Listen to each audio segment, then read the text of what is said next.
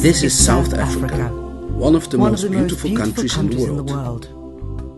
Astonishing views, incredible wildlife, and a rainbow of people.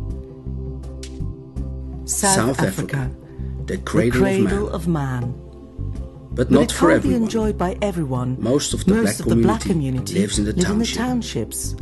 Unemployment, poverty and diseases join hands.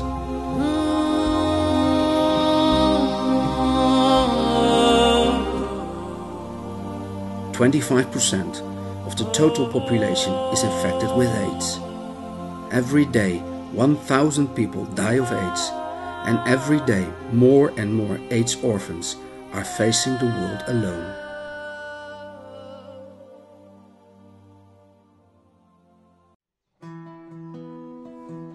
If I can make my silence understood,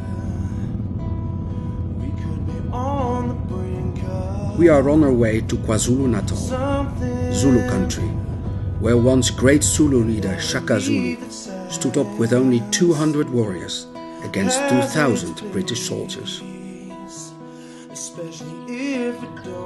But that is history. Now this is the homeland of Jason Hartman.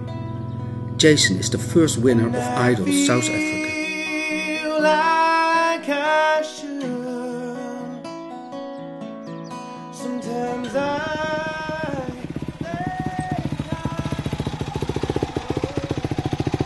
Jason, how you doing, my friend? So nice to meet you. Nice to meet you. Thank you for inviting us into your humble home, the beautiful farm in this beautiful area on a lovely day.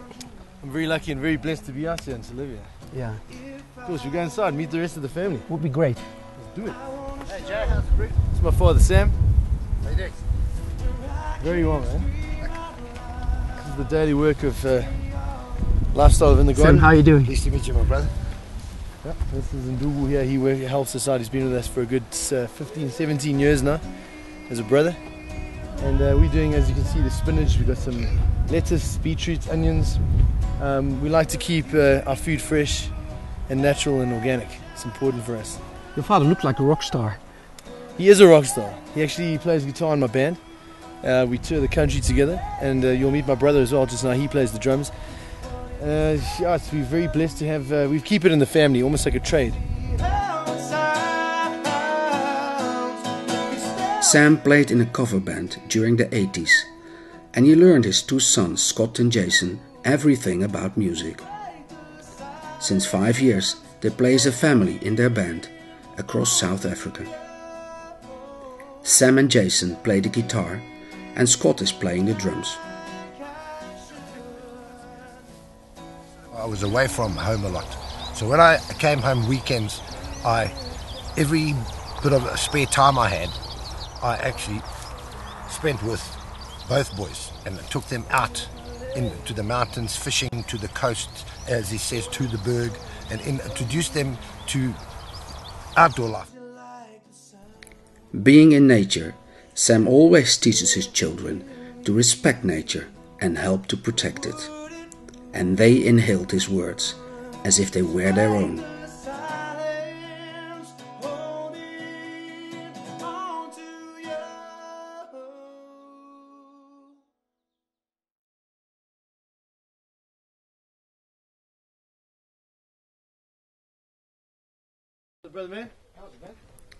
When Jason introduced me to his brother Scott, I immediately saw the family's love for nature. There was a rare chameleon sitting on a bark in a tree, and everybody was excited.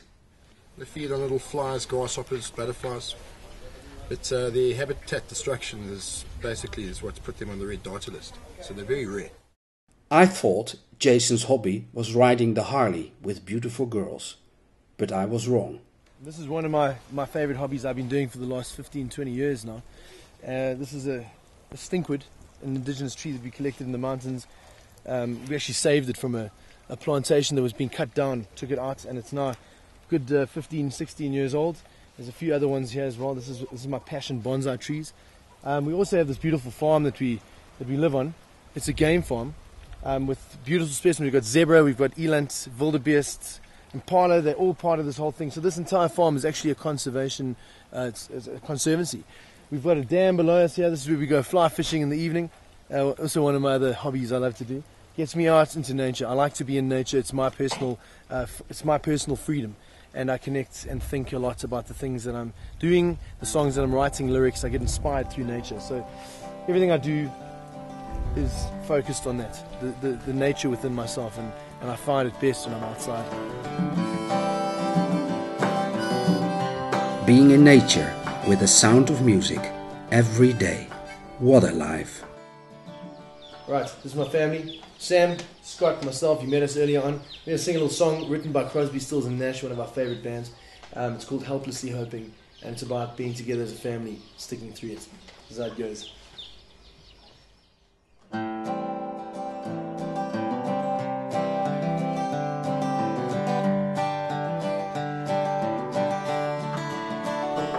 With the success and fame which came by winning idols, Jason Hartman started to think how he could help the poor people in the townships.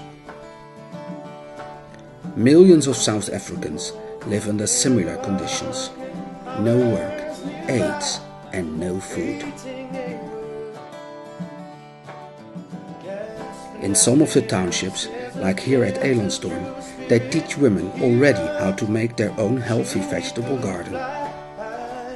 But since it hardly rains in South Africa, the soil is very dry, so they need to give a lot of water every day. And not everyone has its own piece of land.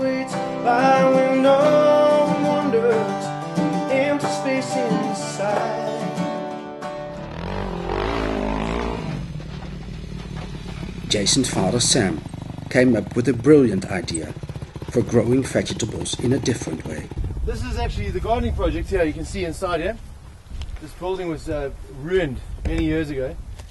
What we do is we take old tires that we use on our motor vehicles that are thrown out into our environments and into the country, and we basically just modify them slightly and turn them into containers that we plant food in. As you can see how these plants have grown, they're very successful. Okay, as you can see here, this is a good example of a tire garden. There's a whole lot of different plants. We don't just plant one species. There's a reason for that. We plant different species. Here you can see the cauliflower here. We've got spinach over here. If you move across here, you can see there's some onions growing. There's lettuce. There's more cauliflower. So we're offering a vast variety of plants in a small area. This all helps with retarding pests. Pests come through. They take out, if you plant in monoculture, which is cabbage, what you're doing then is you're just introducing all the bugs to the same plant. They just take you out. So you have to use pesticides. This confuses them because you've got a cauliflower here, you've got an onion there, so they don't really know what to do. It's just a nice way of doing it. And as you can see the success of it, they grow really well in the tires. So we're offering people a vast variety of food and herbs that they can plant in a small area to feed themselves and their families successfully. That's an example of it.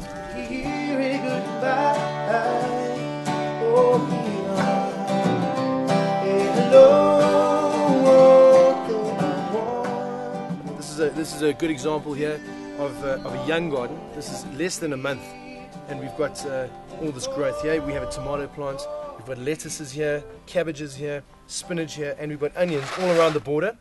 And then on this side here, you can see as it goes, there's different plants here. We've got pumpkins, different strains of lettuces, different strains of beetroots, and in the centre we've actually got eggplant, which is brinjal. So it's just an example of how you intermix your plants, 5 to 10 plants per tire, and it containerizes the soil as well that we found in the tires, so they warm up in the day, promoting the growth. Inside the tire, you can see we haven't even watered these, and the soil is moist because it containerizes. There's no loss of topsoil. So we find a lot of advantages by using these old tires. They help us in many ways. The tire garden needs less water than a normal garden, but there is an even better advantage. And right now, this is on top of concrete. This is cement. There's no soil here at all. We've brought this in to prove to people that you can plant food on top of concrete, on old tar roads that aren't used anymore, on your roofs, and it's just an alternative solution to a lot of serious pollution. Thanks to Jason and his family, a lot of people less fortunate will get hope for a better life. I'm more than proud. I'm actually blessed to be working with your sons. Earning a living and doing what you love doing is more than any father could ever ask for. All I know is that we will always remain musicians. We will always play together no matter where we are or whatever happens in life. And that's a very powerful tool as a family, is to have such an amazing gift musically and show the world that and create beautiful music and give that to the world. So I think we'll probably be doing this for a few more years. I wouldn't say we're going to be throwing ourselves out of this industry anytime soon. So yeah.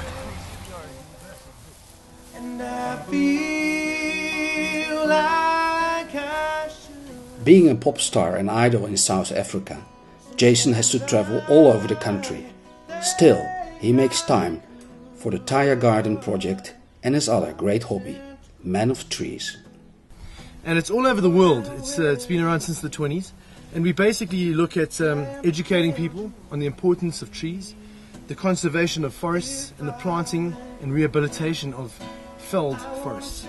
So we're spreading the gospel of trees. I can't scream out loud and say all the wrong things that I'm saying now. Everything I'm doing today has been a dream that I've had for the last 7 years.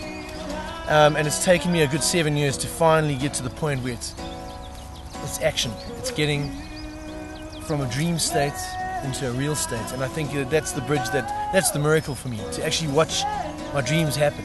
Men of the Trees come alive, to see my music, to play music again with my family, and be in a situation where we are actually successful and we can actually spread our message from a position of strength. We've been in a position of weakness before, and it's very difficult to influence people from that place. And now we're at a point in our lives where we are actually in a strong position, and we're stronger now than we've ever been. And all I can say is that dreams are real if you believe in them, if you listen to them, and if you take them on and be serious about them and really analyze them and bring them. If you really believe in them, you can bring them into this reality. And I believe in that, and I've seen it, and I've seen miracles work just from the power of being positive, opening your mind, and literally getting rid of any negative thought that comes into your mind, separating that, cultivating a mind as if it was a garden of beauty and a garden of production.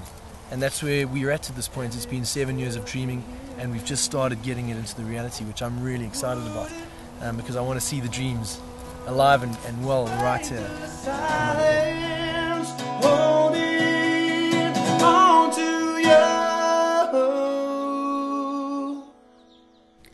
These incredible people make a difference in South Africa. You can also make a difference. Join Footsteps Travel Channel and see what you can do.